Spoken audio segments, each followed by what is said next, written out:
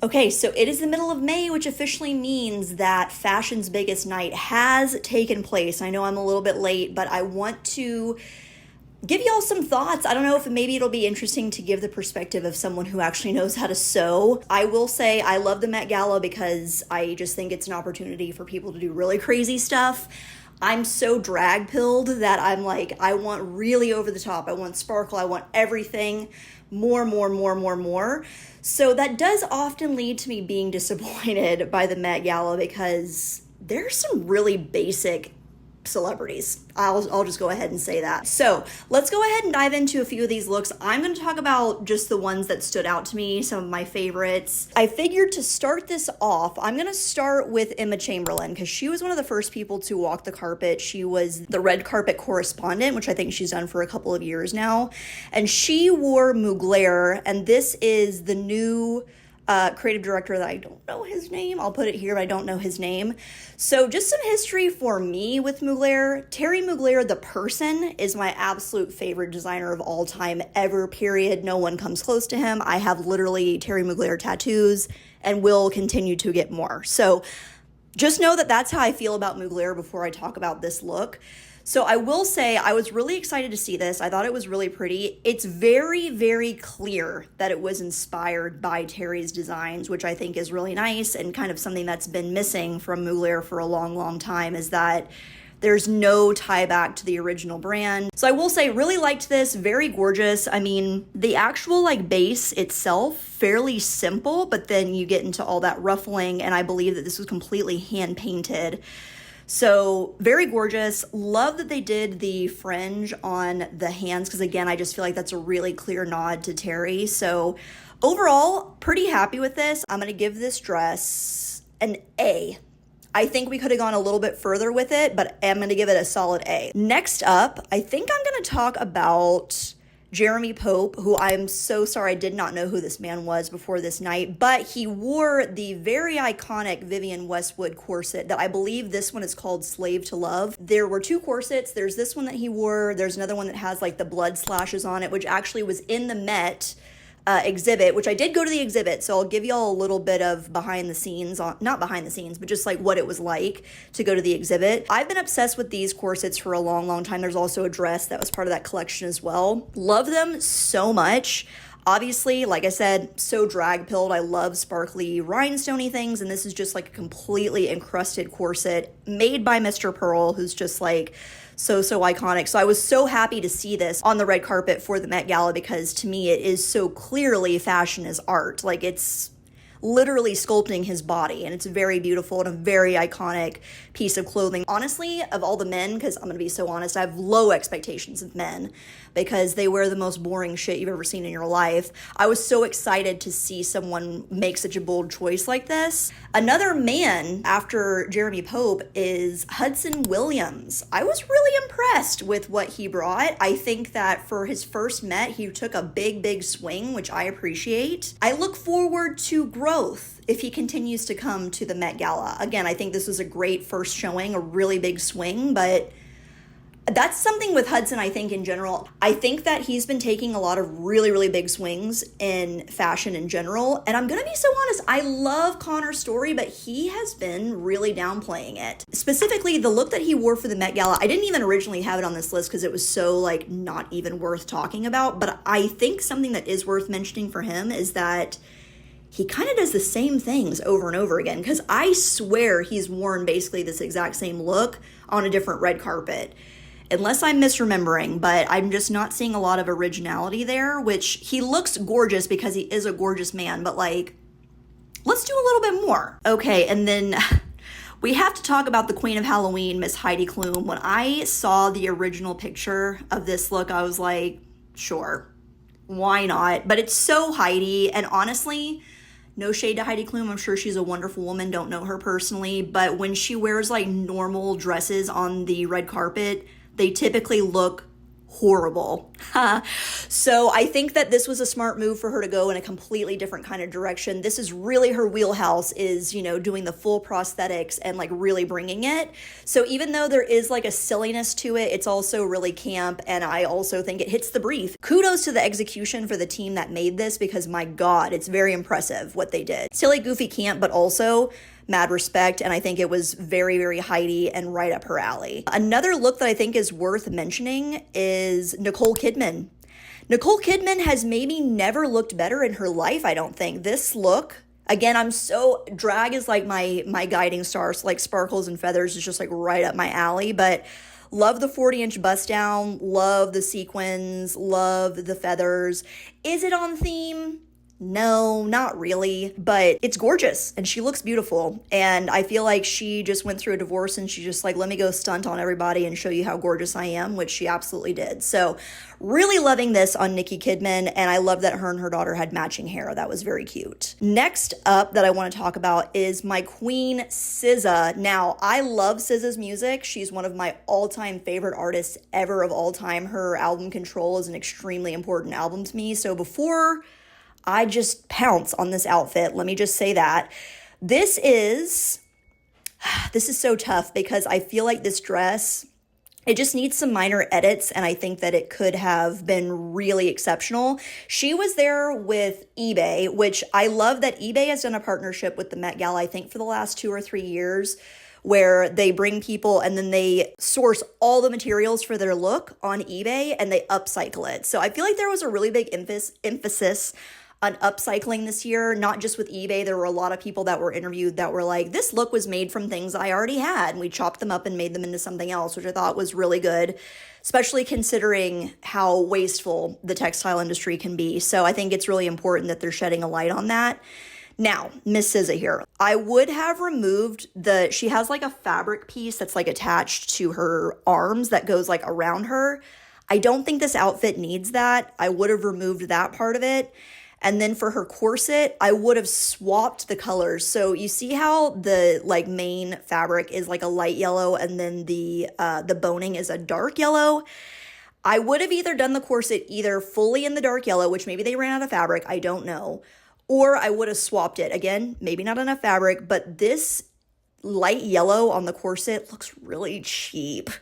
And I think that the skirt is so gorgeous, and I'm sure it's made of silk, because I think she said that this is made from vintage saris, so it's more than likely silk, and that top looks like cheap polyester. I just think a little bit of editing could have gone a really long way for this outfit. Next up is Rihanna.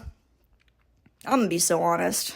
I have a feeling this is making a huge assumption, but you know, she did just have a baby, so I think that she's just wanting to cover her body up. That's kind of the vibe that I'm getting, or maybe I'm not getting the message of what this is supposed to be. I absolutely adore this shiny, I don't know if it would be considered liquid satin organza or what this is that's like wrapped around her. The fabric is gorgeous, and I think that something made from that could have been really fun, but this just doesn't do anything for me. The whole top of it is just really ill-fitting. The sleeves are kind of baggy, which just, I mean, I know you have to be able to move, but I don't know. I wish she would have gone in a little bit of a different direction. Again, using that same material could have been really fun, but I just don't like this look overall, and I think that it's just way too heavy on her top. I usually love Rihanna's look so much, and of course, that yellow coat, the one that everyone thinks of when they think of Rihanna, that guope yellow coat that she wore, gorgeous, gorgeous, gorgeous. That look lives rent-free in my head 24/7, 365. So it's just like, it's hard when you've had that to get this. So next, I'm going to just quickly touch on Tyla. I'm going to be honest, I don't know a ton of her music, but she is obviously very gorgeous and really does a lot of fun stuff on the red carpet. This look also, I think, suffers from just needing like some significant editing. The shoe is so ugly, what are we doing here? The shoe is diabolical. Sorry to whoever designed that. It's just so ugly. And I think that if they would have just taken all the stuff off of her arms completely, I think it would have been really fun here. Take everything off the arms, do a headpiece. I think that would have been so much better, much more effective. We just need some more glamour, girls. We need more. And to kind of circle back, just talking again about the collab between eBay and the Met Gala, also Paloma, I don't know her last name, sorry girl, very gorgeous model, was also there with eBay. And her dress was honestly one of my favorites of the whole night. This was made, I think it was like patched together with like 100 different vintage dresses. And it's stunningly gorgeous, fits her body perfectly. The fabrics all complement each other so wonderfully. So that one I think was a huge success for eBay. Also, I think Wisdom K was there with eBay, which is cool. I love Wisdom. I think he has an amazing eye, and I think he's like really gonna be he's already kind of the king of fashion, but he's like just gonna continue to grow. So I think it was really cool that he went with them and did, you know, his own style, but like in an upcycled way. So really, really loved her dress, and of course, always very impressed by patchworking things together because it seems like that would be simple, but it's not, because I think they also used dresses that are like from the 20s and 30s. So really old fabrics that are potentially like compromised. So just the fact they were able to put this together and it be so gorgeous and beautiful, really, really impressive stuff. Very beautiful. And the shoes that go with it, I think they did a custom shoe as well. Really, really pretty. I'm going to touch on Beyonce as well because, of course, love my queen. I really, really enjoyed this look. I think it was an interesting choice for her to make this with Olivier. I think it was, you know, they've had such a strong partnership in fashion for many, many years, and they did that collection together when Renaissance was out. So I think it was really smart of her to work with him. And he also is just a really incredible designer too. I believe that this wasn't confirmed, so I don't know for sure like what the reference is, but I believe this is a reference to a painting that was done by a Creole artist of a skeleton. I think it's really beautiful. A lot of people did not like the headpiece of this. The headpiece is cool because it's the skull. I put that together later. I was like, the head is the skull. Of course, I love an ostrich feather. I love the color that she picked for the ostrich feathers on this. I think it was a really unexpected choice, and I think it was really special for her to have blue there with her. I think it was amazing that we had blue at the Met Gala. It's amazing. I hope she comes back again in the future because that was really great to see them all there together. And then last but not least, I want to touch on Robert One as a whole. I don't want to talk about just one look because I really do think that Robert One, he was the winner of the night. I think that his looks are just perfect for the theme because he is such an artist and like how he makes things, and he's so avant-garde with the things that he creates. And I really loved Naomi Osaka's look. I mean, the coat is already spectacular, and then she took it off and had the muscle dress underneath, which is gorgeous. This is a little bit different than the one that was on the runway. Lisa, oh my God. The arms holding up, it's just perfect. This was a nice mix between like the dress itself is very simple and classic, but then you've got the really prominent arms that are holding up this absolutely gorgeous veil. And then they have the ink splatter coat, gorgeous. Every single splatter is beads, which just blows my mind. It's so impressive. And then my honestly favorite look of the whole night, Jordan Roth. This is very, very simple, very clean look. It's a otherwise very, very simple and classic gray turtleneck dress. But then with the little gray being going around him, it's so incredible. And this is what makes Robert One's design so interesting and special, is because who's even thinking of this? And I would love to know what it feels like to wear this thing, because I want to know how heavy it is. And does it hurt to wear? And like, what is it made out of? I have a lot of questions, but as far as like the dress itself, I'm sure this was like one of the simplest things that was made for the entire Met Gala. So lucky for that team, they didn't have to kill themselves with the sewing, but it's just such an effective look. Like, it's not even about the sewing or the technique. It's just really, really effective storytelling, which I think is why Robert One is making such a name for himself and people so impressed by him and like his work so much, is because he is an immaculate storyteller. That's my thoughts on the actual Met Gala. And then luckily I did have the chance to go to New York. I actually just got back like 2 days ago, and we went to the exhibit. It was really awesome to see a variety of different body types in the mannequins, which I know they talked really extensively about on the Met Gala red carpet. Like, that's kind of the big thing, is like celebrating different body types, which I think is really important in fashion because it's not something that we've typically done as an industry. Every single look in the exhibit also had an art piece that went along with it, which I like the idea of that, but also I think some people had some valid criticism, which I do agree with, when the Met Gala happened, that the direct comparison between fashion and like